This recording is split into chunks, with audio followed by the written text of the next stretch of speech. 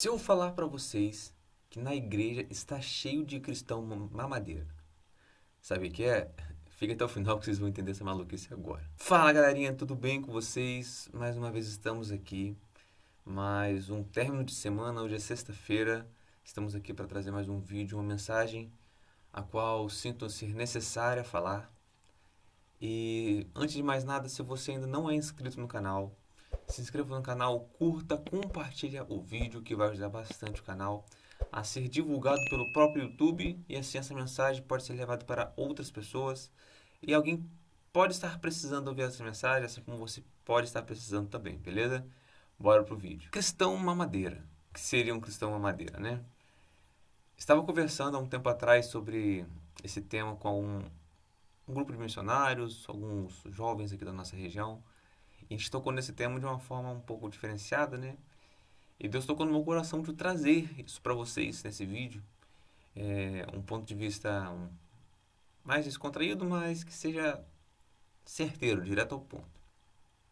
Paulo, ele diz em uma das suas passagens, eu não vou lembrar agora se é em Coríntios, acho que é em Coríntios, eu vou deixar a referência para vocês, que ele fala assim, rapaz, às vezes a gente tem cristão, né, que não cresceu na fé, já tem casca velha, já é velhão na cidade, já tem anos de carreira, entre aspas, na fé, e ainda assim insiste em apenas tomar o leite materno, ao invés de comer o alimento que da substância que realmente dá força, né? E nas minhas palavras é assim que ele fala, né? Claro que ele não fala exatamente assim. E para você às vezes que não sabe,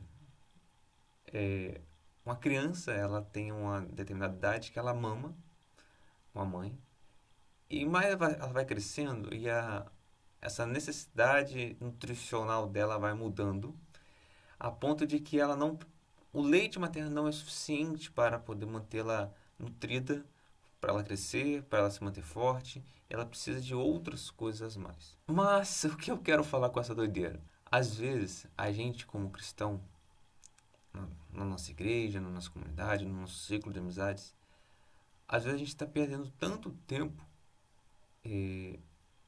pregando coisas simples e básicas a qual o cristão, o crente já deveria saber, ao invés de nós estarmos indo atrás daqueles que estão perdidos. Às vezes a gente está perdendo, entre aspas, né, perdendo tempo, entre aspas, voltando em assuntos a qual a pessoa já ouviu tantas e tantas vezes, pregando algo que a pessoa, depois de anos escutando isso dentro das igrejas, já deveria ter isso arraigado dentro do seu coração e mesmo assim ela não dá ouvidos. Eu conversando com um dos jovens, né? Eles estão fazendo um trabalho muito bacana aqui na nossa região de ir às casas do culto nos lares, né? Onde a ideia inicial dos cultos era realmente fazer visitas a colocar as pessoas que precisam, alguém que está afastado, alguém que nem reencontrou aqui Cristo ainda, não chegou a ter essa experiência. Essa era a ideia inicial do trabalho.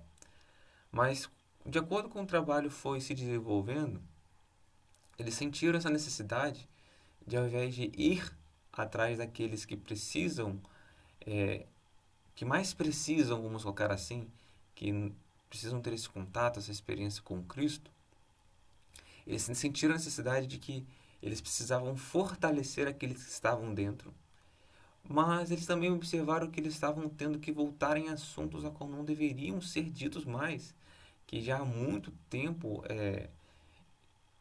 já deveriam ter aprendido o que estava sendo dito, né? Acredito então que é nesse ponto a qual eu quero falar com vocês hoje é o seguinte: às vezes você que está escutando esse vídeo conhece ou é com você mesmo.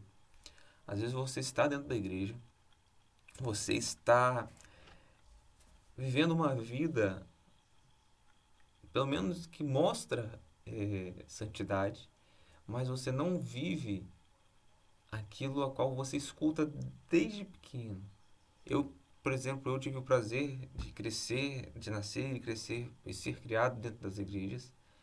E eu pude, durante toda essa vida de 26, 27 anos, ter contato com tanta mensagem diferente, mensagens básicas às vezes, de princípios básicos, e de mensagens muito mais profundas, a qual são temas diferenciados. Mas essas mensagens básicas sobre o pecado, sobre pornografia, sobre o namoro, que às vezes muitas pessoas, já estou cansado de ouvir sobre isso, mas cansa de ouvir, mas não coloca em prática o que é escutado, sabe? Por exemplo, o carnaval está chegando, hoje é sexta-feira de carnaval, na verdade, e me fez lembrar uma conversa no início da semana com uma outra pessoa sobre algo que acontecia aqui na nossa região. Também tive o prazer de ser criado na minha infância até parte da minha adolescência em retiros de carnaval, onde nós cristãos, às vezes fala de sua igreja, mas também fui marcado pela reunião de igrejas locais, regionais, estaduais, onde a gente se reunia e ficava pelos 5 dias reunidos num determinado local, fazendo nossos cultos, nos consagrando, para a gente se afastar desse período de carnaval, ao qual todos aqui sabem que não é um período muito agradável para aquele que é cristão realmente de estar.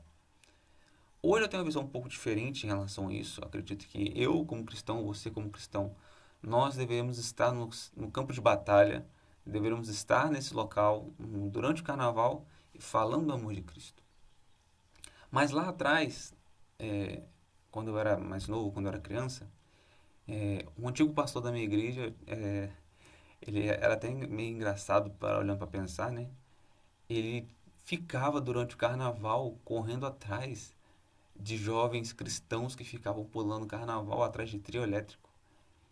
Jovens a qual deveriam prestar exemplo, jovens que eram exemplos sim na cidade, eram conhecidos como cristãos, estavam lá bebendo, dançando, curtindo, ficando e se prostituindo também durante o carnaval no meio da multidão. E do nada ele brotava, bum! A pessoa ficava até assustada. Mas olhando para pensar hoje, parece ser engraçado, mas literalmente o cristão que vive o ano todo dentro da igreja, vive ouvindo as mensagens, mas não se alimenta dessas mensagens. E novamente temos que voltar no início, explicar as situações a eles e pregar novamente para esses cristãos. E isso parece que não consegue nutrir a alma dessas pessoas, porque elas simplesmente não querem se alimentar disso. Elas passam o ano todo, ao invés de se nutrir e para se manter forte, durante um período a qual sabemos que o pecado ele fica até perceptível ao cheiro do nosso nariz. Imagina a Deus, né? Ao invés dessas pessoas se manterem forte, eu me manter forte, você se manter forte, nos nutrindo daquilo que deveria ser nutrido realmente. Nós vivemos de papinha, nós vivemos de leite materno, e a gente acaba não nos nutrindo de verdade, sabe? Acredito que já passou da hora de eu e você, como cristão, evoluirmos de uma certa forma e começarmos a nos nutrir daquilo que realmente deveríamos nos nutrir, nos ficarmos fortes e a partir disso buscarmos aqueles que precisam ser buscados. Eu já gravei também, eu não sei se está nesse canal ou se estava no outro canal. Nós como cristãos, nós também temos a obrigação de prepararmos uma geração para o que está por vir. Às vezes uma geração que está aí agora, dos seus 14, 15 anos, 10 anos, vamos colocar na fase da adolescência. É tão fácil hoje, não estou generalizando, mas estou meio que colocando algo que a gente pode ver um adolescente hoje preferindo o mundo do que a Cristo, sabe? Ela prefere fazer o que o mundo oferece, curtir o que o mundo dá para a pessoa, do que viver o que Deus tem para a vida dela. Eu acho que um ponto muito triste para mim como cristão. Imagine para Deus. É uma geração fraca, uma geração onde não dão ouvido aos valores a qual Cristo tem, né? Valores simples, básicos, e querem viver a liberdade que o mundo oferece e esquece da liberdade que Cristo oferece. Que a gente possa, como cristão, evoluir, crescer e nos manter forte e se alimentar daquilo que realmente precisamos para avançarmos e não temos que ficar batendo no mesmo ponto todas as vezes. Os seus líderes têm que ficar chamando a sua atenção, você ficar caindo, eu ficar caindo no mesmo pecado todas as vezes. Eu acho que eu consegui falar o que eu deveria falar. Que Deus abençoe vocês, curta, compartilhe o vídeo. Carnaval tá aí. Se mantenha firme, cara. Não troque uma vida com Cristo por 2, 3, 4 dias de prazer carnal, cara. Deus tem muito mais para você, beleza? Valeu, até a próxima.